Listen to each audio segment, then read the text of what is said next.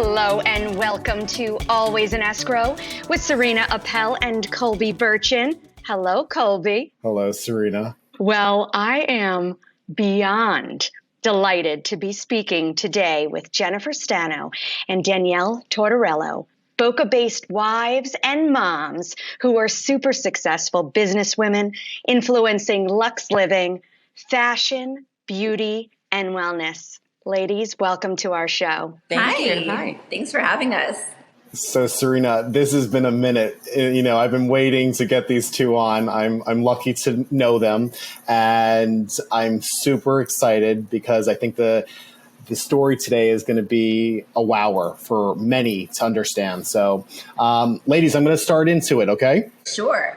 So your story together started in California, but you chose to relocate your family to Boca. How did you pick South Florida? So we both lived in California. I was there for 10 years and Danielle was there 12, 13 years. And that's actually where we met. So we're both originally from New York, but we met out in California. And I think we just got to a point where the kids were like getting older. Our families were so far away and we really wanted to be closer to like the family unit. So we just thought, well, we can't go back to New York because we don't like the cold. And we both like the beaches and palm trees. For me, like waking up with palm trees still like hasn't lost its like thing. But I think, it was like the happy medium. Like, and we did this quick. Like we got up one day and I remember like we were like just sitting in the bedroom talking and I'm like, what are we still doing? Because I enjoyed like going to West Hollywood in California and definitely like the whole gay scene there. But when you have kids, it's like, how often were we really doing that? You know, when we grew up with two sets of grandparents, you know, both of us Italian New Yorkers, it's like that was like the culture and the thing to do. And the kids weren't experiencing that. Yeah. So we actually, when we first got here, we were in, Jen's dad lives in Naples. And we went to see this community that was like a GL build. And we fell in love with it. But I'm like, what are we doing in Naples? Like, we're not that old. Like, it was like a little sleepy, like beautiful. Going out to the pastures. Like, I don't know. It's just... So wait, we left California in 2018 and we stayed in New York. I had a home there at the time while we were building when we decided on Dakota and Delray. When we came, it was June of 2019. So life was great at the time, you know, there was lots to do. The kids were in school. Nico was going to American Heritage. Like everything was great. Then comes 2020 and life shuts down. So we were literally here like 8 months enjoying life and then everything shut down. Okay, so how about the LGBT community in South Florida versus LA? And has it been welcoming of same-sex partnerships? We'd love to hear. So I feel like we're both going to have slightly different answers. I feel like for me, I have a little bit of like, not like an unfairness, but like if you look at me, you don't think that I'm part of the LGBT community. And so I feel like maybe I get treated a little bit differently, or if I'm out and about, I'm not feeling like I'm being looked at differently or targeted in any way. So when we're out together, I think a lot of people are like, are they together? Because like Danielle clearly has like a little bit of an androgynous look going on. So I think people are curious. But all in all, I haven't felt any sort of criticism or experienced anything really. I think I'm just really aware of my surroundings when we are out in public because we are two nice looking women together. And so I don't like to show too much PDA, especially at nighttime with like the bars and people drinking and a lot of men around. So I think I'm like aware of my surroundings to not draw too much attention to ourselves. And I think that would apply anywhere. Like, even if we weren't in Florida, like, you kind of know, like, if you're in the bar scene at a heterosexual club and it's like 2:00 in the morning, it's not worth the aggravation. Like, why do you want to draw that kind of attention to yourself? Like, it's just not going to end well. And it doesn't feel safe. I mean, I miss California for the gay scene. We have not really found that here. We've gone, you know, a couple of like day parties and things in Miami. Milton Manners also, but that's more it's like primarily men. I feel like it's different. Like, I don't think there's anything in this country that's like West Hollywood. It's just not. And you just feel like you're in like another world. So I miss that being here. But, you know, same as Jen, where I don't feel like any discrimination towards me. You know, we had that one incident. We went out for Delray Beach Pride. Like, it was nothing but nothing, like a little street fair. But we went to get lunch afterwards, and I had on like rainbow like sneakers. And somebody looked at my shoes. He's like, "Oh, nice shoes." He's like, do you have those on because it's like for gay pride? And I said yes, and he got so weird. But like, it was concerning. Like, I didn't know if he was gonna like start a fight with me. Big guy, you know. You just don't know. So, but other than that, like for the most part, but I think it's where we are too, like the areas we're in. You know, like I'm sure if we went to like these real southern states, like southern cities, like we'd have an issue.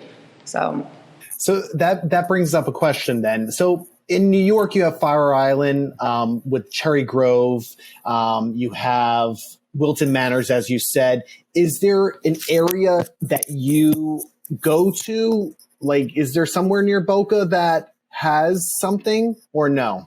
No. I mean, we've been told that Fort Lauderdale has a little bit more of like a happening scene or certain parties, or Wilton Manor with certain restaurants that are maybe owned by LGBT, people. But, we venture out to just wherever. It's not really like West Hollywood equivalent, but, we make it work. I also think we're not like looking to go out every weekend and party, but it would be nice to kind of feel like you have that atmosphere, community. Yeah, absolutely. I think most of our friends are straight. Like, all of our friends are straight, and here we have a couple, but for the most part, yeah. But in California, all of my friends are gay, so it's just it's different world. Right, and it's and I know that you guys love to travel, and you've been on certain trips where it's that kind of environment, and you take us on so many amazing trips of yours, and bring us behind the scenes of so many types of trips that you have, ones that are just for yourselves, and ones that you're going with groups of friends, and we love seeing that, right? So maybe it is going out of Boca sometimes, but we love how you share your love too behind your closed doors, in your home, with your boys, with your dogs, with each other.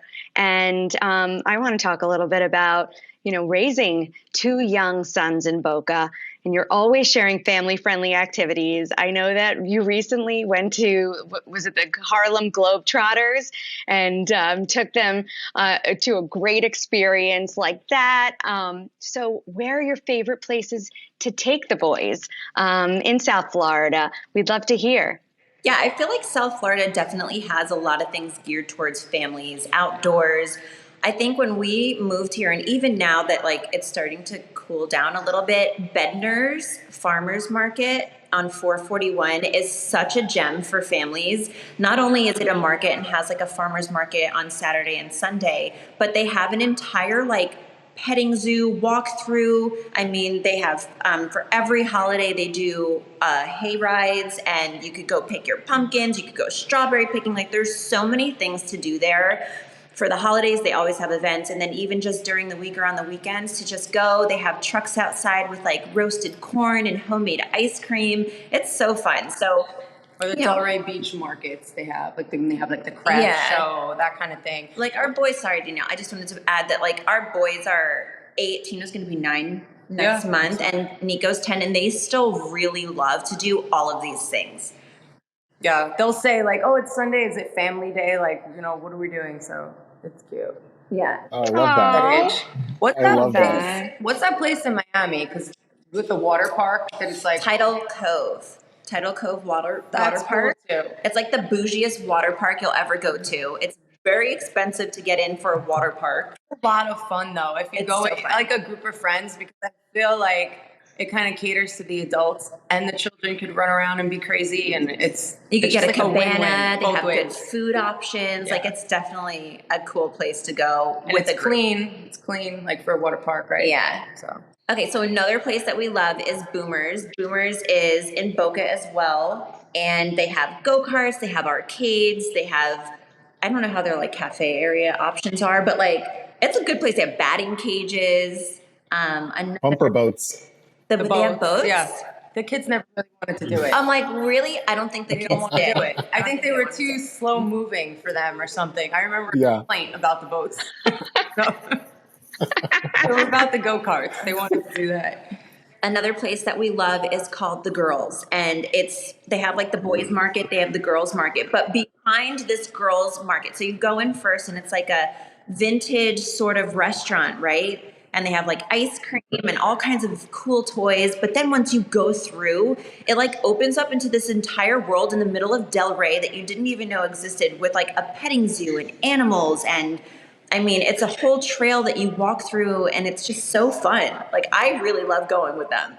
I love that place. My kids love that place because you can buy a couple like treats for the animals and feed them. Yeah. Yeah. It's so fun. That's definitely a place to go. Especially around like Halloween and then like the holidays and Christmas. Like, they always have really cool things there. Lion Country Safari. Oh God. Lion Country Safari is great. No, if you it's didn't want to get out of the car and you're like, oh my God, I just need to get the kids out of the house and do something, you could stay in your car and drive through the whole thing and all the animals, you know. And then they also have like a water park. So then you're like, all right, fine, let's get them out of the car. You go park, go into their water park. Like, there's just so much to do. There really is. But go with Jen, and then Tino wants to roll down the window, and there's like an ostrich head like about to come into the window, and everyone's like all fine about it. I'm like, that's not okay. Remember they were standing up, heads out the skylight? Yeah, no. I don't know about that place. Like, what if one of the animals decided to like take out the car or something, you know? I don't know. You two are hilarious.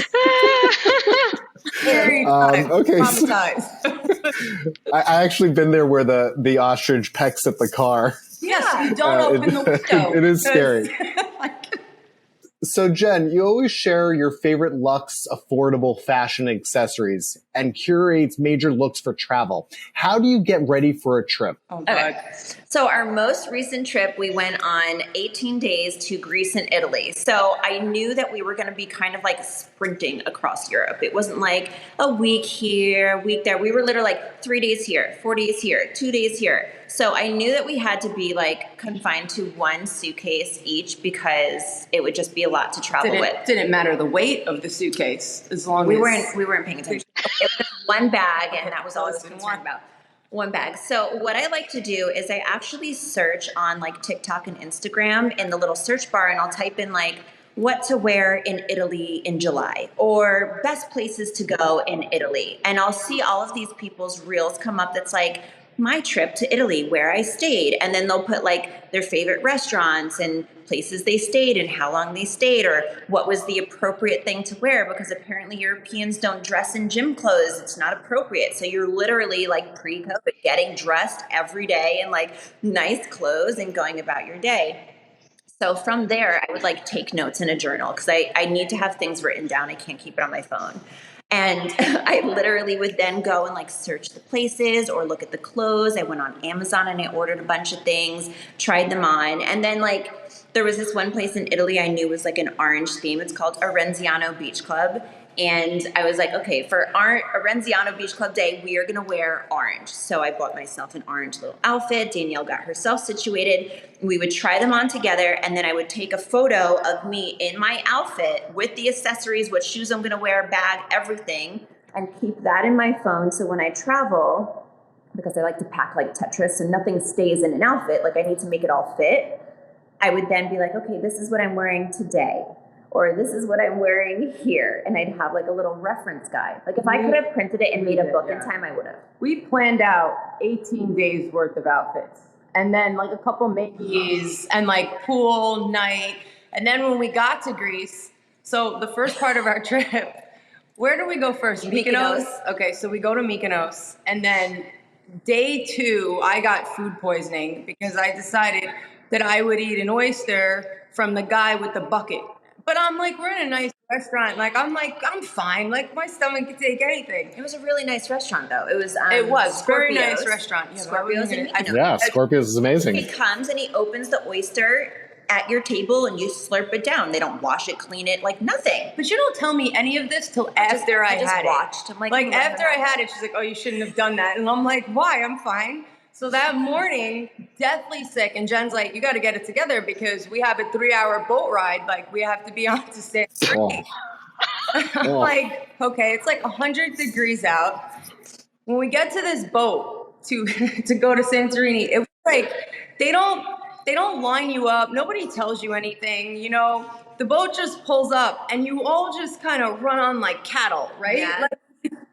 And I'm dying, and I have like 70-pound suitcase, She has her suitcase. We have to like climb up these really narrow boat steps. I'm like, that's it. Like, I'm going down. Like, I can't do it. So finally, we get seated. I'm like, I pulled through. We made it to our destination. And then Jen realizes, like, you know, we really shouldn't have to go through this again. And I'm thinking, like, it really wasn't so hard for you. Like, you're well, you know?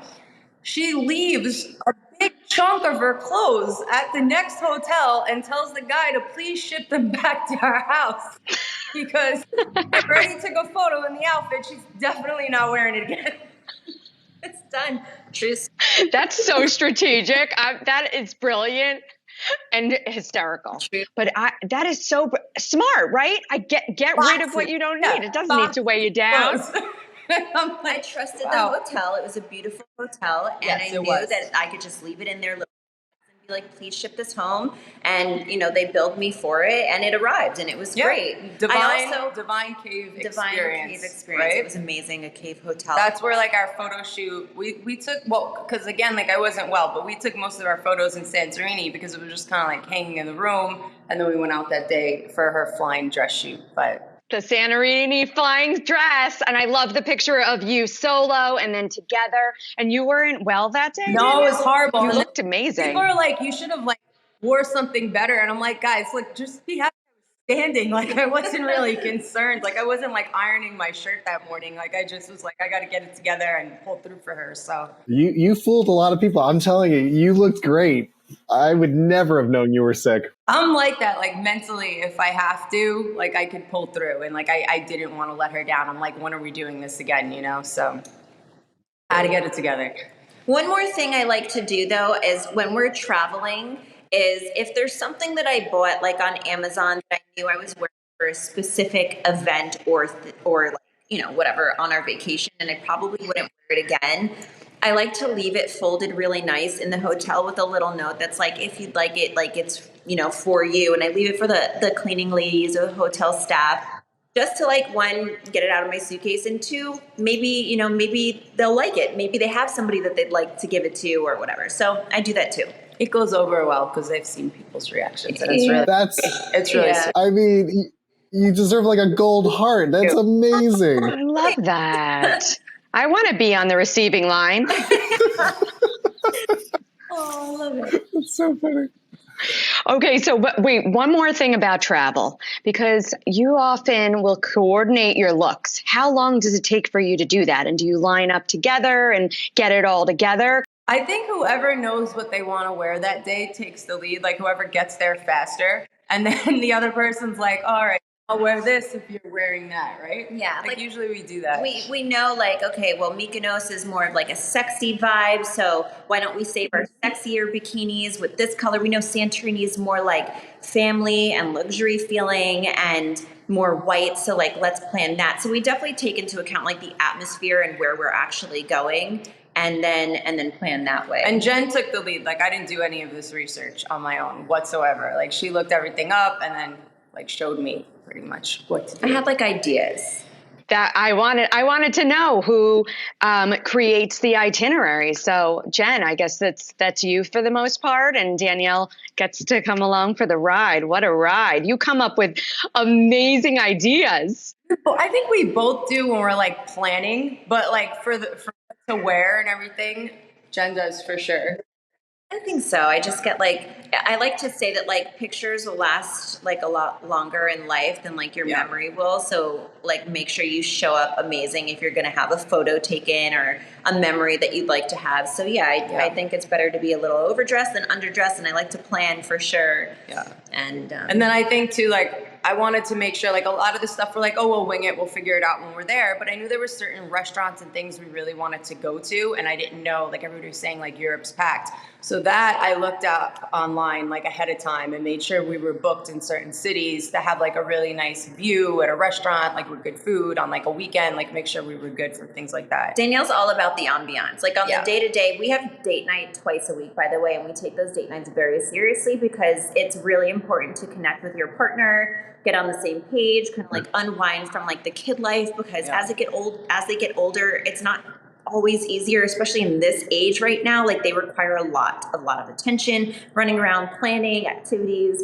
So we take our date night very seriously, and Danielle's all about the ambiance, and she likes to research, like tell them how you actually find restaurants, because we do get invited to some, but a lot of the ones we actually find ourselves. And I Google, but like I'll Google things like instead of like typing in best restaurants in South Florida, I'll type in like romantic restaurants or best restaurant with an ambiance. Like I just type different keywords, and then I'll have things come up that you don't like typically see if you're just typing in like best restaurants. Like when you go to that top rated even in like Yelp, or like you don't see those. So but if I word it that way, they come up. So that's what I do. And then sometimes I'll go to the Instagram page and look at the photos, and I'm like, oh, this is gold.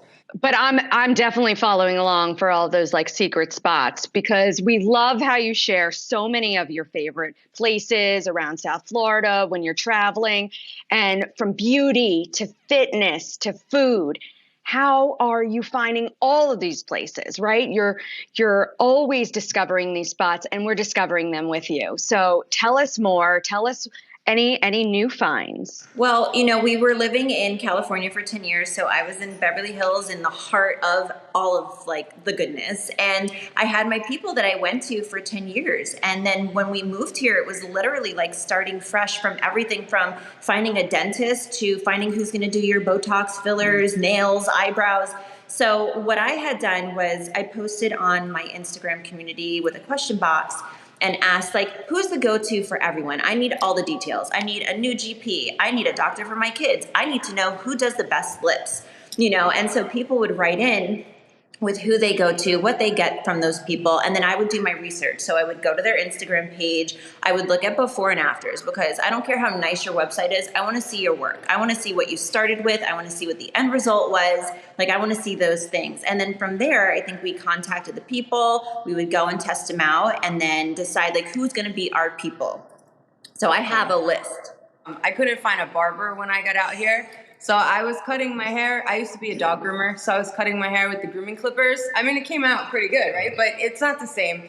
But people could not get this right. And I'm like, I don't know what the big deal is. It's just like half of my head, Like it shouldn't be so serious. So I found this place called New Era in Boca, and Zeno cuts my hair. He's the owner, and he's amazing. And I literally go in there every week.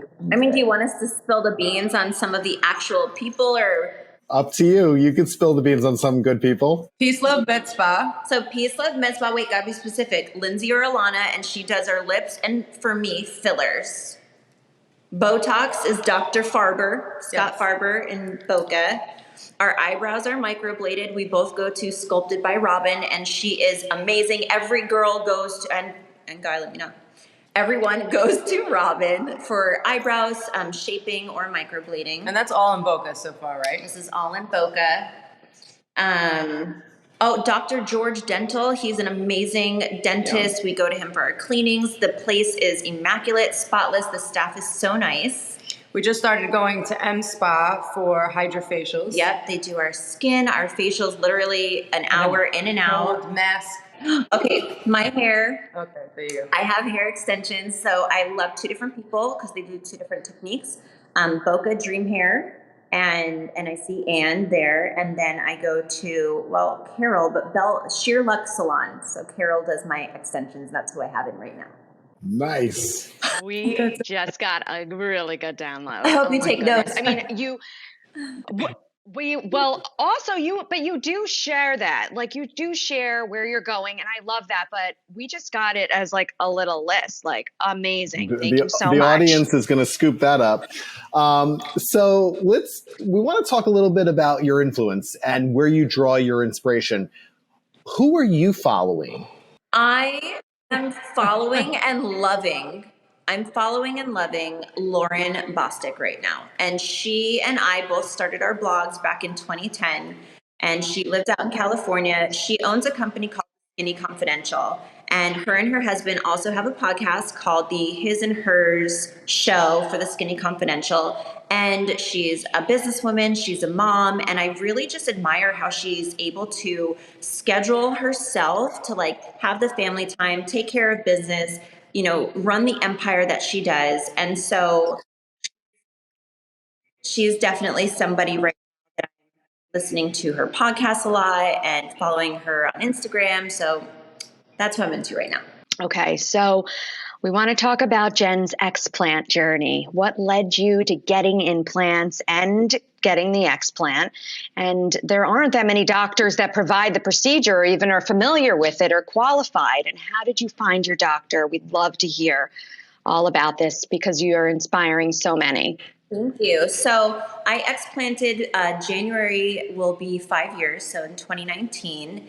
And, one day I was like, I think at the time I had 500 cc's and it was, a D, and it was just a lot. And I felt like I had kids, like I want to just be a little bit different. I was going to downsize, and I had posted on Instagram that I'm thinking of downsizing my implants. And people said to me, have you ever heard of breast implant illness? And I said, absolutely not. I had no idea like what that was. So I did a quick Google search, and everything that came up were things that like I was feeling and not really realizing that like it was an issue and could have been caused by something.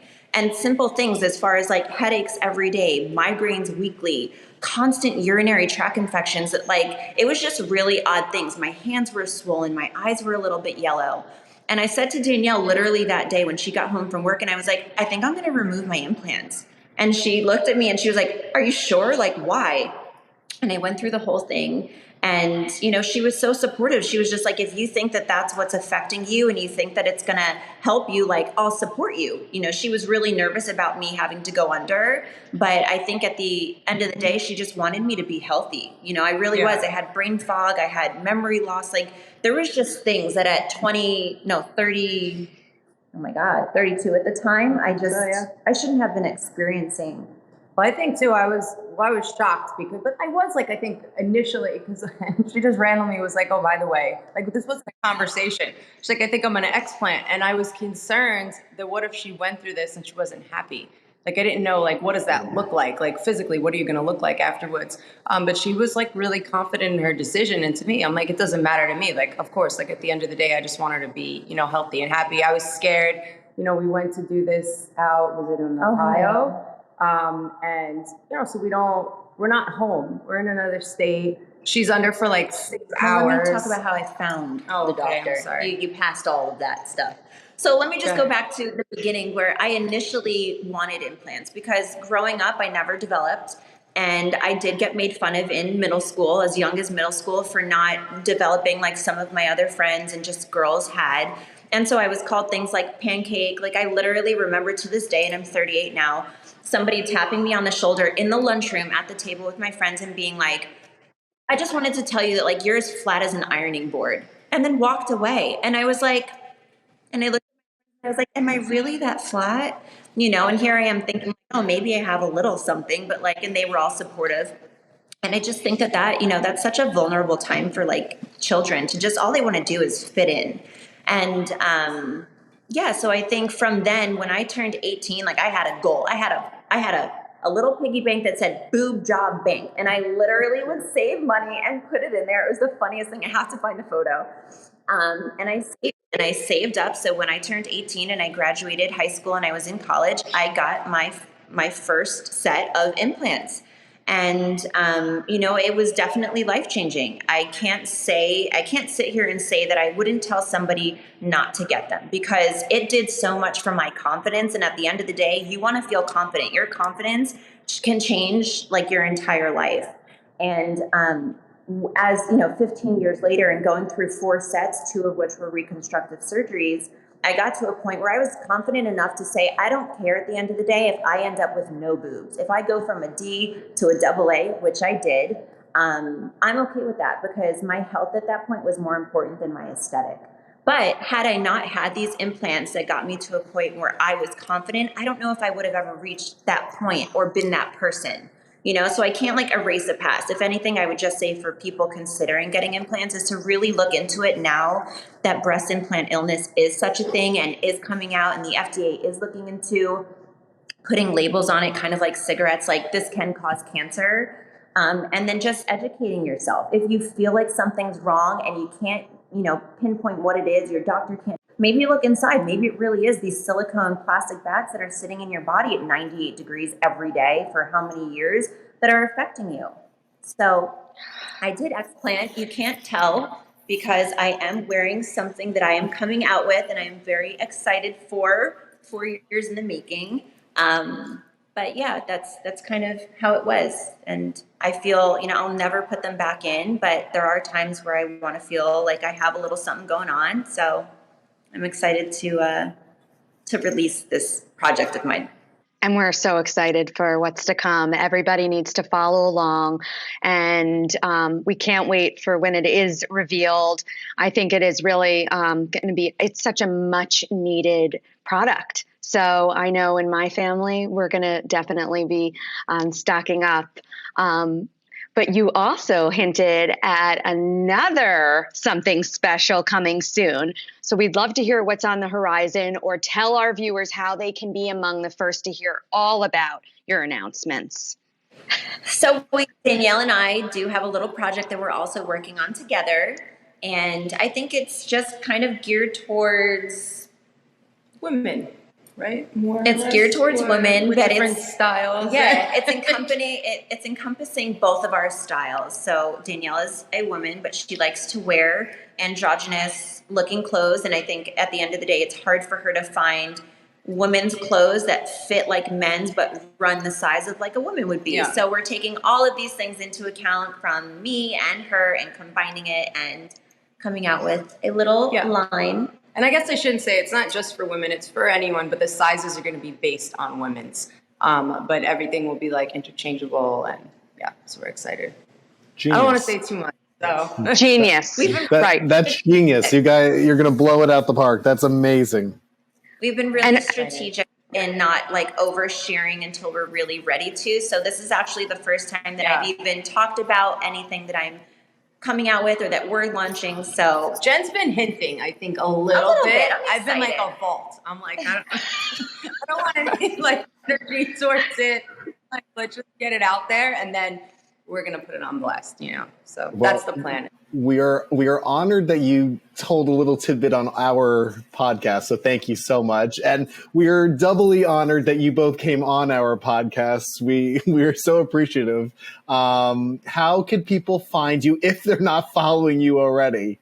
So you can find me on Instagram at Jennifer Stano, and Danielle at Danielle Tortorello. Follow them. They are always, you guys are so active, both of you, and so supportive. So lovely to be with you today. Thank you for joining us. Mwah!